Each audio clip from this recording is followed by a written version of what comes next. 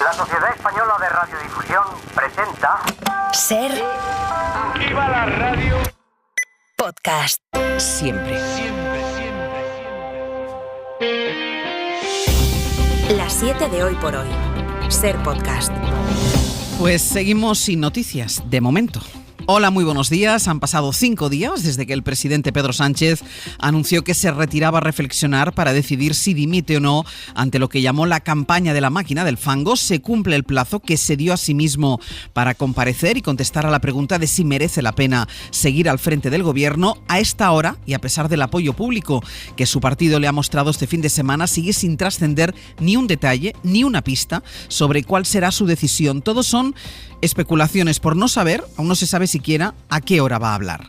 Sánchez ha pasado estos días en la Moncloa y ha mantenido un silencio absoluto. El contacto con sus colaboradores ha sido mínimo y hasta el momento no ha comunicado el sentido de su decisión, o al menos no ha trascendido que lo haya hecho. José Luis Astre, hola. Hola, buenos días. Las conversaciones entre dirigentes socialistas y del gobierno de este fin de semana rondaban el mismo asunto y a falta de información sobre lo que pueda hacer Sánchez se llenaban de especulaciones. Yo creo que se queda, yo creo que se va. Opiniones además cambiantes según pasaban las horas. Decía ayer Óscar Puente, el ministro de Transportes, que la decisión va a ser personal en todo caso y advertía de la posibilidad real de que Sánchez haya esperado estos 5 días para acabar dando un paso atrás. Vivimos un momento muy doloroso, muy difícil, porque estamos ante un riesgo muy serio de que nuestra democracia una vez más se vea subvertida, ¿no? Se vea agredida, se vea socavada en su misma esencia, ¿no? La cosa no está sencilla, porque es verdad que le han tocado pues en su punto débil. Los dirigentes socialistas, los más afines y también los más críticos, se han volcado en pedirle que se quede y ese clamor se ha trasladado a la calle.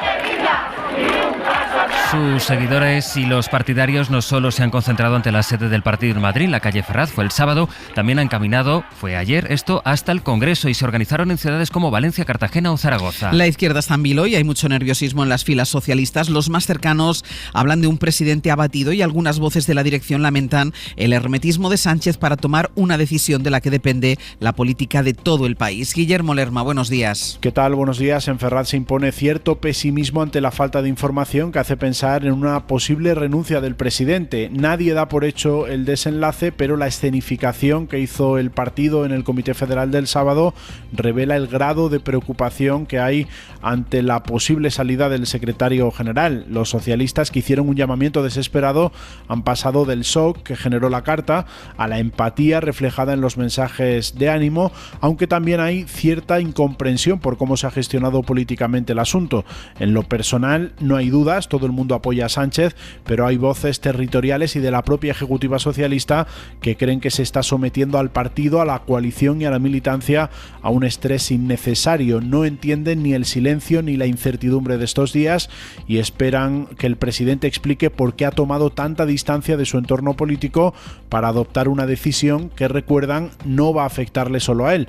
Tanto el PSOE como el gobierno quedarían en una situación delicada y sin tener preparada la sucesión. Este escenario de incertidumbre ha vuelto a impactar en la campaña electoral catalana, que avanza con los líderes independentistas tratando de evitar que todo el foco se desvíe a la decisión de Sánchez. Junts y Esquerra, aun con críticas, piden a Sánchez que no se rinda para no dar una victoria a la ultraderecha. Dicen, el resto de los socios le garantiza su apoyo, todos coinciden en rechazar la idea de ir ahora a elecciones. Josué Coello, buenos días. ¿Qué tal? Buenos días. Mientras Sánchez toma la decisión, los socios parlamentarios plantean escenarios, pero trasladando una idea en común: salvar la legislatura. Ninguno de ellos se plantea unas nuevas elecciones y ante una hipotética cuestión de confianza habrá apoyo al presidente del gobierno. Desde Sumar, su líder pide no doblegarse ante los ataques. Nadie va a doblegar a este gobierno, que fue legítimamente elegido en las urnas. Menos optimistas son en el PNV, donde Antonio Ortúzar ve a Sánchez más fuera que dentro. Tal y como ha planteado las cosas, parece que está más pensado para irse que para quedarse. Inmersos en plena campaña catalana, Junts ha sido el único partido que no ha lanzado un apoyo expreso a Sánchez, mientras que Esquerra pide resistir ante la extrema derecha, Carles Puigdemont i Pere Aragonès. No ens ho ha d'explicar ningú i, per tant, com que els coneixem, sortim plorats de casa nosaltres. Retrocedir és donar la raó i és donar la victòria a l'extrema dreta. I nosaltres no ho farem mai. Bildu, Podemos o BNG también ha mostrado su apoyo a un Sánchez a quien los socios sí le reprochan en privado que miró a otro lado cuando fueron ellos los que vivieron algo similar. Quien ponía pues sobre la mesa la posibilidad de que Sánchez se marche es Ortúzar, que ahora escuchábamos, el presidente del PNV, un partido que precisamente hoy empieza a negociar con el PSE para volver a gobernar en coalición en Euskadi. Y el líder del Partido Popular, Alberto Núñez Feijóo, va mucho más lejos. Dio ayer por hecho que ya no hay vuelta atrás. Dijo Feijóo que ya estará marcado para siempre y que Pedro Sánchez es literalmente el pasado. Yo no sé si se dará por satisfecho haber parado y haber dividido todavía más a nuestro país. Yo no sé si le habrá convencido la manifestación que se ha autoorganizado para apoyarse a sí mismo.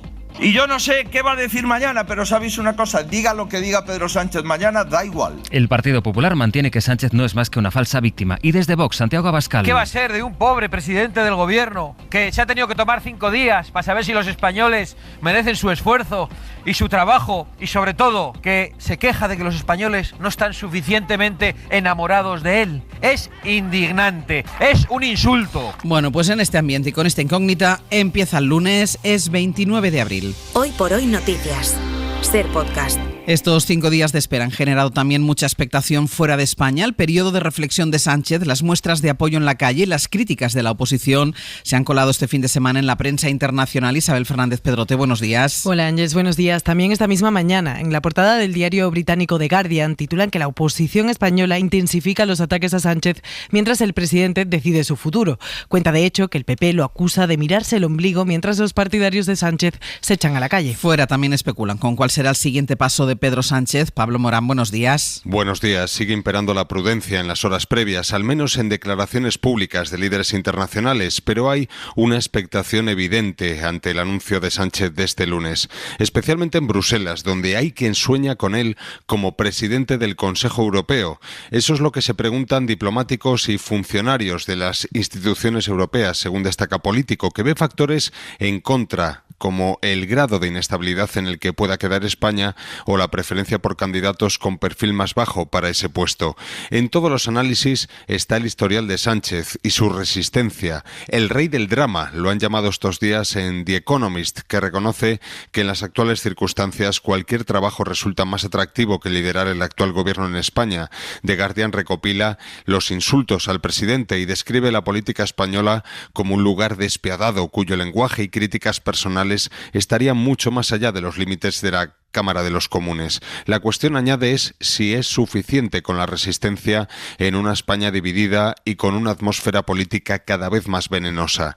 ¿Intuición o astucia? La pregunta en el titular de Financial Times resume el dilema español que también se proyecta fuera, de momento en la prensa y sin declaraciones oficiales. Caras conocidas del mundo de la cultura se volcaron también ayer para apoyar a Pedro Sánchez y pedirle que se quede. Fue en un acto convocado para rechazar la cultura del odio bajo el lema "Por la decencia democrática", un acto en el que por cierto estuvieron también los sindicatos, comisiones y UGT, y se escucharon voces como las del director del Cervantes, Luis García Montero, la actriz Marisa Paredes o el cantante Miguel Ríos. Es mejor vivir con la verdad que con la mentira, que es mejor vivir digno y de pie que no aceptando trágalas imposibles.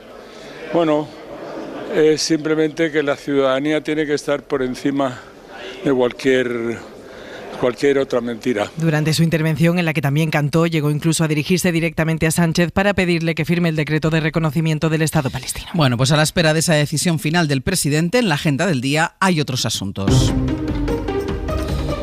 Como la declaración de Luis Rubiales ante la jueza por las supuestas irregularidades en los contratos cuando estaba al frente de la Federación Española de Fútbol. Está imputado por delitos de administración desleal o corrupción en los negocios en el polémico traslado de la Supercopa de Arabia Saudí con mediación de Piqué.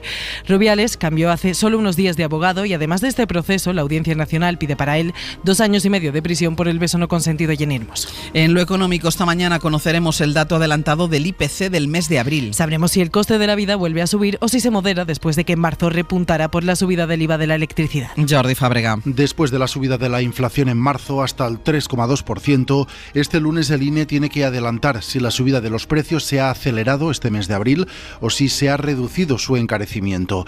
Y como en los últimos meses, el precio de la energía será uno de los factores determinantes. En marzo, la vuelta del IVA de la luz al 21% fue la responsable del incremento de la inflación, y hay que recordar que este mes de abril el IVA que ha subido es el del gas, que también se ha vuelto a situar en el 21% después de casi 2 años reducido para compensar la subida de los precios energéticos.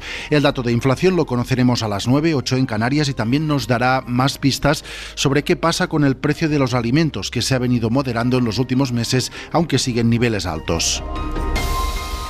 Y del exterior, Irlanda está preparando una ley de emergencia para devolver en caliente a las personas migrantes procedentes del Reino Unido. El gobierno irlandés se enfrenta al ejecutivo de Sunak porque temen que su ley para devolver a los migrantes a Ruanda derive en un desvío de los solicitantes de asilo a Irlanda. Reino Unido se niega a que se los devuelva. Corresponsal en Londres, Lucas Font. La aprobación de la ley de seguridad de Ruanda en el Parlamento británico ha puesto a Irlanda y al Reino Unido a las puertas de un nuevo choque diplomático. Más del 80% de las llegadas recientes de solicitantes de asilo a Irlanda han sido a través de la frontera con Irlanda del Norte, según el gobierno de Dublín, unas cifras que la ministra de Justicia irlandesa, Helen McEntee, pretende frenar con la presentación esta semana de una ley de emergencia.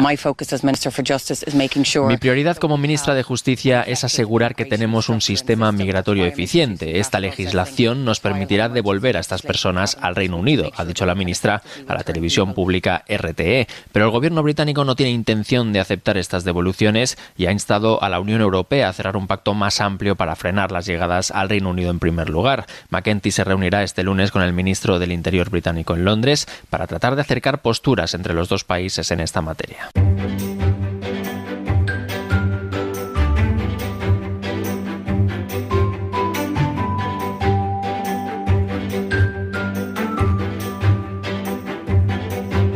Nuestras paradas habituales hasta ahora para conocer algunas de las noticias del ámbito local van a ser en Castilla y León. En Radio Valladolid está Mario Alejandre. Buenos días. Hola, buenos días. Y en Murcia, Juanjo Asensio. Buenos días. Hola, buenos días. Mario, el Ayuntamiento de Segovia ha pedido a los vecinos que el sábado a las 11 de la noche se asomaran a sus ventanas y balcones para escuchar un sonido. Sí, en concreto para escuchar este sonido.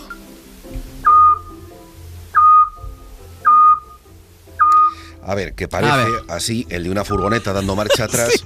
Bueno, pero que en realidad es el del autillo. Un ave, porque si decimos pájaro, Francino se enfada, sí, ¿no? Sí, vale. un ave. Vale, un ave rapaz nocturna. Veo que nos sigues. Sí, por supuesto, como no puede ser de otra manera. Un ave rapaz nocturna que habita en Segovia, en la capital. La idea forma parte de un proyecto que se llama Segovia suena a autillo. Es un proyecto de ciencia ciudadana y con la iniciativa lo que se pretende es hacer un mapa sonoro de la distribución de esta especie y también hacer un seguimiento de la población para después poder investigar las causas del declive que padece y proponer planes para su recuperación y para su conservación. Bueno, pues todo el mundo a abrir las ventanas para escuchar el autillo, ¿no? ¿Me has dicho? Eso es, el autillo. El autillo.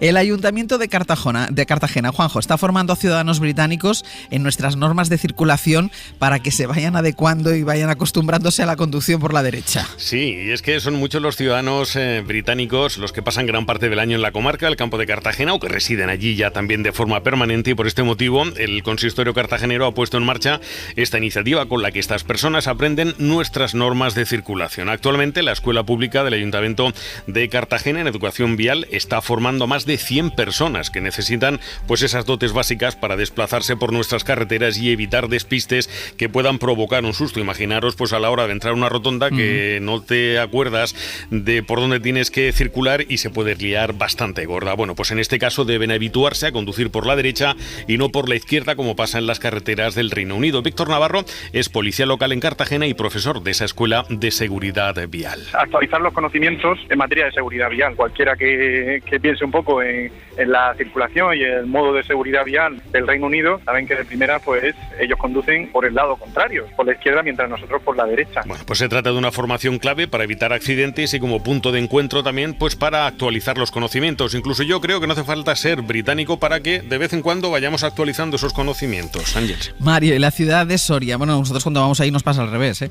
La ciudad de Soria, con 40.000 habitantes habitantes censados, despidió ayer a casi 10.000 personas que han participado en un campeonato de duatlón. Debía estar todo petado. Claro, imaginad lo que es para una ciudad del tamaño de la capital soriana dar la bienvenida a 3.000 deportistas, casi 3.000 deportistas, y esas 10.000 personas que entre entrenadores, familiares y demás allegados, pues evidentemente han abarrotado los hoteles y los alojamientos, pero también del entorno. Jorge García es el director de competiciones de la Federación de Triatlón y calcula que el impacto económico para Soria está en torno al 1.000.000 de euros. Pues bueno, igual en Soria estamos cerca del 1.000.000 solo con este campeonato, y eso lo genera el deporte, y lo genera este deporte porque al final es capaz de arrastrar a la gente. El desarrollo de la prueba pues ha llevado cortes de tráfico, ha afectado a la movilidad en Soria, pero como escuchamos ha dejado ingresos que han sido muy bien recibidos por la hostelería, los hoteles y las casas rurales de la provincia. Y en Murcia, una fundación en defensa de los derechos de los animales ha propuesto al ayuntamiento que cambie el uso de la plaza de toros de la ciudad y la convierta en biblioteca. Sí, se trata concretamente de la Fundación Franz Weber. Quiere que el Coso de la Condomina deje de celebrar corridas de toros y se transforme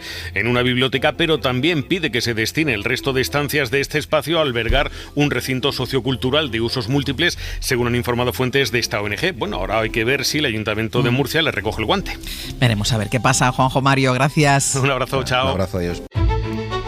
Y vamos ya con nuestra recomendación cultural para empezar el día. Hoy la propuesta es de Pepa Blanes. Es la serie de la que todo el mundo habla, uno de esos fenómenos que ocurren de vez en cuando. Netflix estrena títulos que ni promociona, pero de repente se convierten en virales. Ha ocurrido con Mi reno de peluche. El título parece de broma o de una serie infantil, pero nada más lejos de la realidad.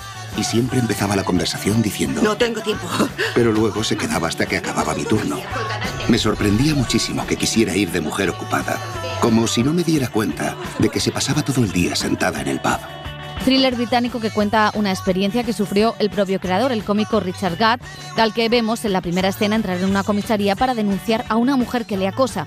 Este es el punto de partida de una serie que tiene giros de guión, algunas trampas también, y que pone al espectador al borde de un ataque de nervios. En el fondo, la ficción es una exploración de cómo una víctima de acoso y violencia sexual se da cuenta de lo que ha sufrido y consigue empezar su duelo. Alguien te ha hecho daño. Eres un guerrero, con una grieta en la armadura y una herida profunda. Poco podemos añadir sin destripar el argumento, solo que hay buenas interpretaciones, un ritmo vertiginoso y una propuesta original que ha hecho que millones de espectadores, 13 en concreto, de todo el mundo, la devoren en tiempo récord. Para no perderte ningún episodio, síguenos en la aplicación o la web de la SER, Podium Podcast o tu plataforma de audio favorita.